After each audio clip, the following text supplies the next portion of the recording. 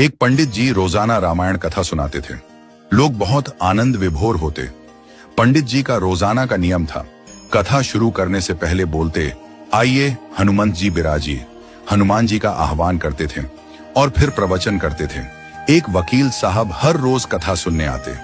वकील होने के कारण उनके भक्ति भाव पर एक दिन तर्कशीलता हावी हो गई।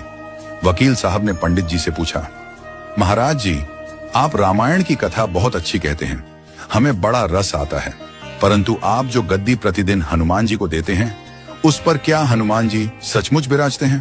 पंडित जी ने कहा, हाँ, ये मेरा व्यक्तिगत विश्वास है कि राम कथा हो रही हो तो हनुमान जी अवश्य पधारते हैं। वकील ने कहा, महाराज, ऐसे बात नहीं बनेगी। हनुमान जी यहाँ आते हैं, इसका कोई सबूत दीजिए।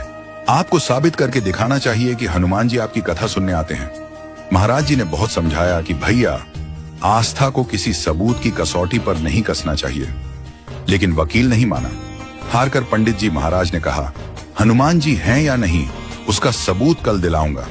जिस गद्दी पर मैं हनुमान जी को विराजित होने को कहता हूं, आप उस गद्दी को आज अपने घर ले जाना, कल अपने साथ उस गद्दी को लेकर आना और फिर मैं कल गद्दी यहां रखूंगा।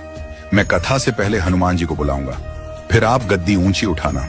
यदि आपने गद्दी ऊंची कर दी तो समझना कि हनुमान जी नहीं है। पंडित जी ने कहा, हम दोनों में से जो पराजित होगा वह क्या करेगा, इसका निर्णय भी कर लें। यह तो सत्य की परीक्षा है। वकील ने कहा, मैं गद्दी ऊंची न कर सका तो वकालत छोड़कर आपसे दीक्षा ले लूंगा।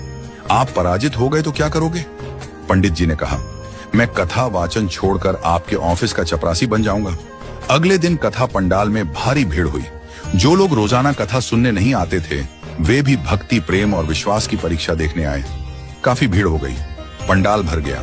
श्रद्धा और विश्वास का प्रश्न जो था, पंडित जी और वकील साहब कथा पंडाल में पधारे।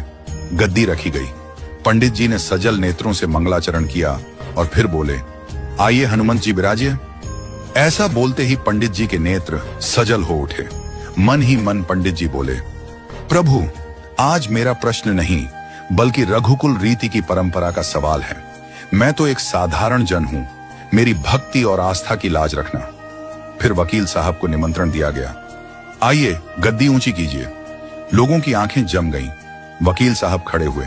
उन्होंने गद्दी उठाने के लिए हाथ बढ़ाया, पर गद्दी को स्पर्श भी न कर सके। जो भी कारण रहा, उन्होंने 3 बार हाथ बढ़ाया, किंतु तीनों बार असफल रहे। पंडित जी देख रहे थे। गद्दी को पकड़ना तो दूर, वकील साहब गद्दी को छू भी न सके। तीनों बार वकील साहब पसीने से तरबतर हो गए। वकील साहब पंडित जी महाराज के चरणों में गिर पड़े और बोले, महाराज, गद्दी उठाना तो दूर, मुझे नहीं मालूम कि क्यों मेरा हाथ भी गद्दी तक नहीं पहुंच पा रहा है। मैं अपनी हार स्वीकार करता हूं। कहते हैं कि श्रद्धा और भक्ति के साथ की गई आराधना में बहुत शक्ति होती है। मानो तो देव, नहीं तो पत्थर।